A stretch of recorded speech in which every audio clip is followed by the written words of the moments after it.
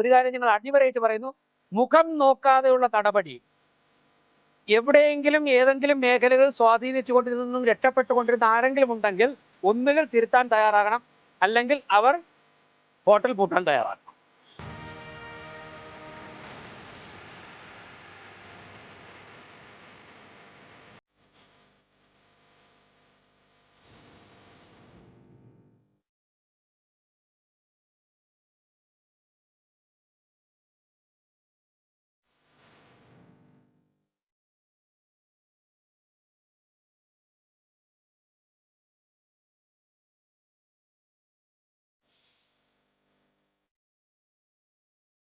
ഇതുകൊണ്ടൊന്നും അവസാനിച്ചിട്ടില്ല.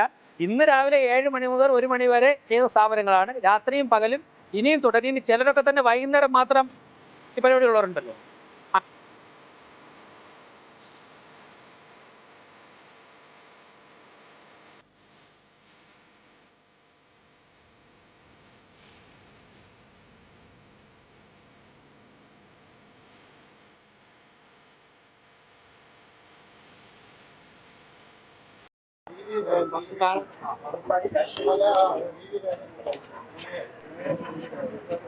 അപ്പോൾ തിരുവനന്തപുരത്ത് ഹോട്ടലുകൾ വൃത്തിഹീനമായ സാഹചര്യത്തിൽ പ്രവർത്തിക്കുന്നു എന്നുള്ള വിവരം ഞങ്ങൾക്ക് പലയിടത്തു നിന്ന് ലഭിച്ചിട്ടുണ്ട്. അതിൻ്റെ അടിസ്ഥാനത്തിൽ അവർക്കൊക്കെ തന്നെ നേരത്തെ നിർദ്ദേശങ്ങൾ നൽകിയിരുന്നു. ഈ ഭരണസമിതി അധികാരത്തിൽ വന്നതിന് ശേഷം കൃത്യമായിട്ട് ഹോട്ടൽ ഉടമകളുമായിട്ടൊക്കെ ഞങ്ങൾ വ്യത്യസ്ത സാഹചര്യങ്ങൾ സംസാരിച്ചിരുന്നു.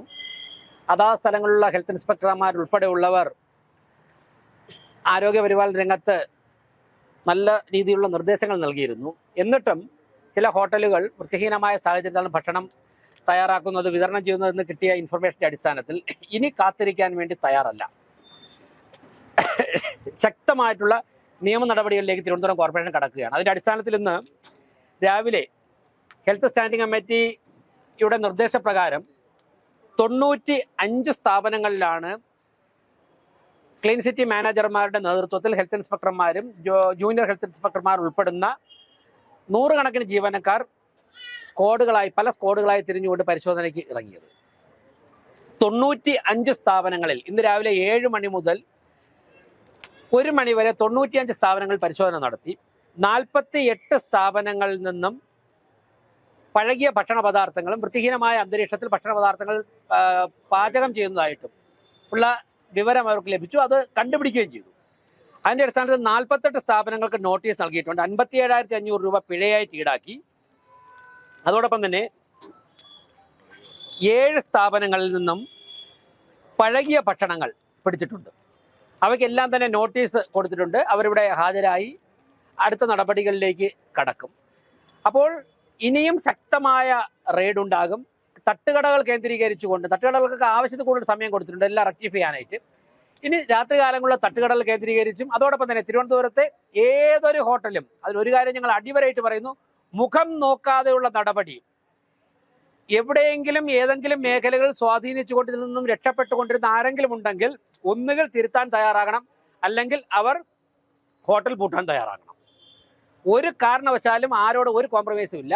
മുഖം നോക്കാതെയുള്ള നടപടികൾ, ശക്തമായ നടപടികൾ. പാളയം മാർക്കറ്റിൽ ഏതു തരത്തിലുള്ള നടപടിയാണോ സ്വീകരിച്ചത് അതുപോലെ അതിനേക്കാൾ ശക്തമായുള്ള നടപടി സ്വീകരിക്കും. ഉദ്യോഗസ്ഥർ എല്ലാവരും തയ്യാറായിട്ടുണ്ട്. അതിനുള്ള തീരുമാനമായിട്ട് മുമ്പോട്ട് പോകുന്നത്.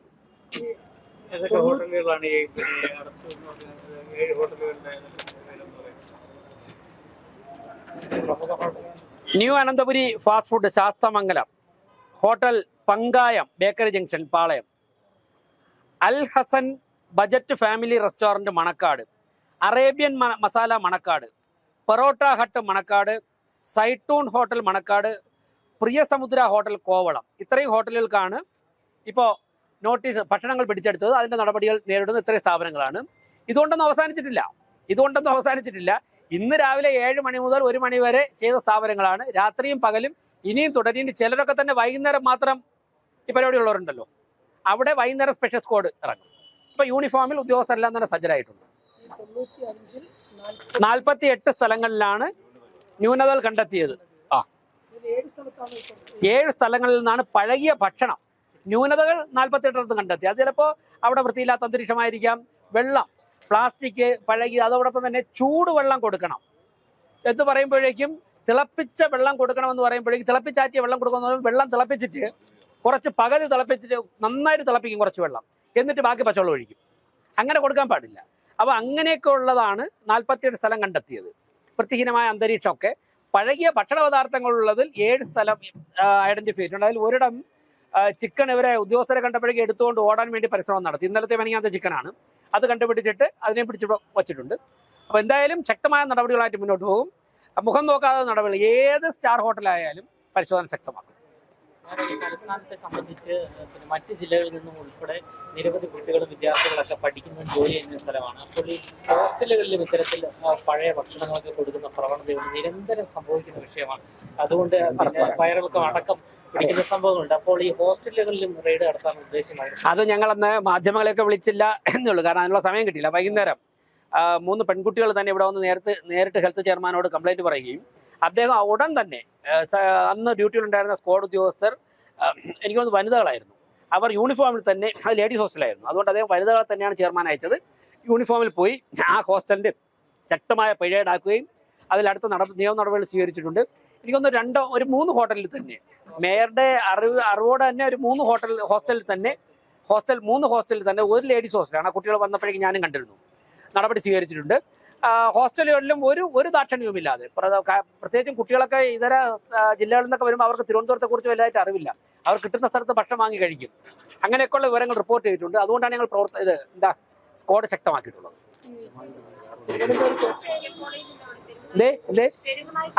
ഞാൻ പറയാം ഒരു കാര്യം കൂടി. 4 സ്ക്വാഡുകളാണ് ഇപ്പോൾ നിരന്തരം ലൈവായിട്ടുള്ളത്. ഒരു വനിതാ സ്ക്വാഡിനെ കൂടി ഈ ഭക്ഷണ പദാർത്ഥങ്ങളുടെ ഹോസ്റ്റൽ റെയ്ഡിന് വേണ്ടി, കാരണം പലതും ലേഡീസ് ഹോസ്റ്റലാണല്ലോ.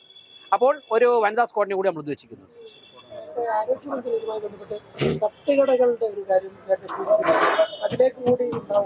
തീർച്ചയായും തട്ടുകടകളും പരിശോധന ശക്തമാകും. നമുക്കറിയാമല്ലോ, തട്ടുകടകളിൽ നമ്മളെല്ലാവരും കഴിച്ചിട്ടുള്ളതാണല്ലോ.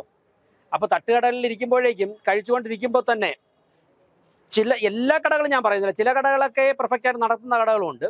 പക്ഷേ കൂടുതലും അങ്ങനെയല്ല നടത്തുന്നത്. തട്ടുകളുടെ കാര്യത്തിൽ ഒരു കാര്യം കൂടെ പറയാം.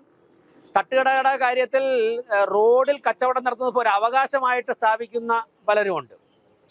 തെരുവോര കച്ചവടക്കാർക്ക് കേന്ദ്ര ഗവൺമെന്റ് ഒരു നിയമമുണ്ട്, അവർക്ക് ജീവിക്കാൻ വേണ്ടി ഇത്തരം കാര്യങ്ങൾ ചെയ്യാമെന്നുള്ളത്. അതിനെ മറയാക്കിക്കൊണ്ട് വലിയ വലിയ ഹോട്ടലുകൾ നടത്തുന്നവർ ഇപ്പോൾ ഹൈവേയും റോഡും ഒക്കെ തന്നെ ഞങ്ങൾക്ക് കട നടത്താനുള്ള ഒരു കേന്ദ്രമാണെന്നുള്ള അവകാശത്തോടെ നടത്തുന്നവരുടെ ശക്തമായ നടപടികൾ, അതിനുള്ള ഹോംവർക്കിലാണ് ഞങ്ങൾ.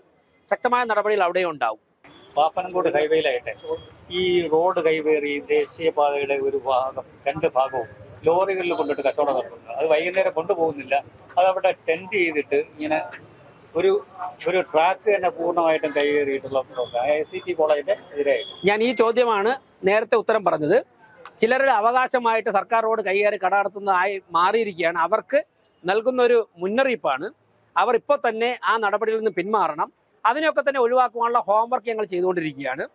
അത് പൂർത്തിയാവുന്നതോടുകൂടി ശക്തമായ നടപടികൾ മുഖം നോക്കാതെ തന്നെ അവർക്കെതിരെ സ്വീകരിക്കും.